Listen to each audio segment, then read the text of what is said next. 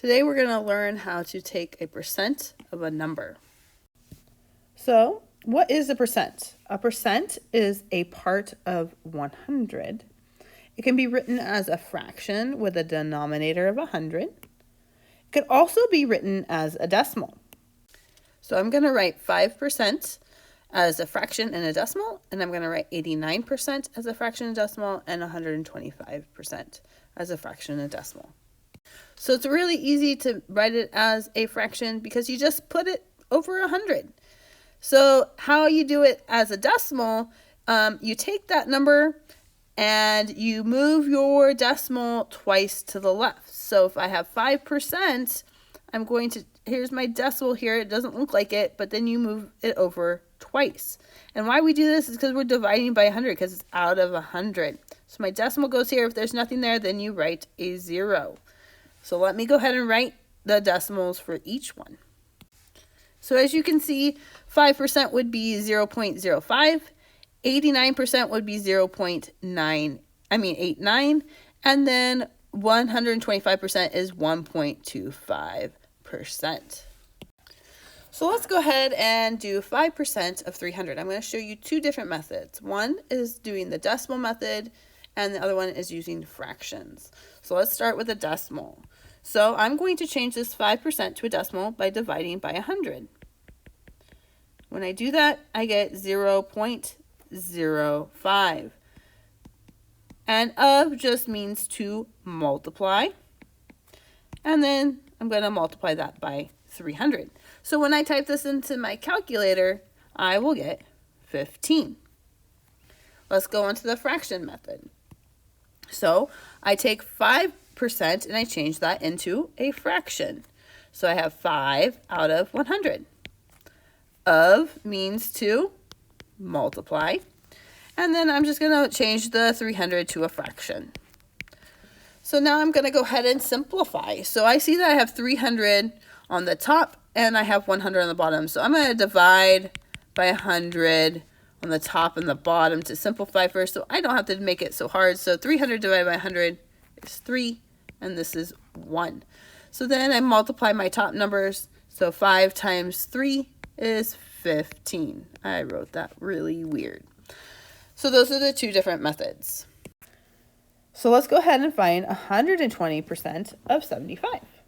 So I like to change my decimal, or change it into a decimal, by dividing by 100, because the percent is out of 100. So I get 1.20 of means to multiply 75. And when I type that into my calculator, I get 90. Now what do you notice about this one? I started with 75 and it got bigger. It got bigger because I was over 100%. So 100% is one whole. So I have more than a whole. So that means I'm going to have more than 75. So let's go on to the next page. So here's my word problem. It says use the graph or the table. And if 275 students took the survey, how many can be expected to have 3 TVs in their houses? So I'm going to look at the 3 TVs in the house, and that's 23%. Okay, so I'm going to use this 23%, and I know the total number of students that took the survey was 275. So I have to find 23% of 275. So I'm going to change this to a decimal, my percent to a decimal, by dividing by 100. So I get 0.23.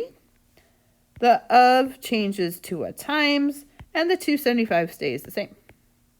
So in my calculator, I'm going to put 0.23 times 275. And what I get is 63.25. So let's go back to the question.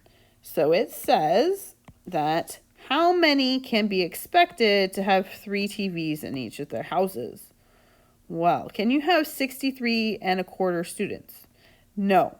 So how I answer this, I would say that there are about, this would round to 63, about 63 students who have 3 TVs in their house. Does that make sense? So if I look here, 25%, right? And that seems pretty reasonable. So if I put 60 times 4, right, that would be 240, and I need more. So yeah, that seems about right. So that is it. Good luck.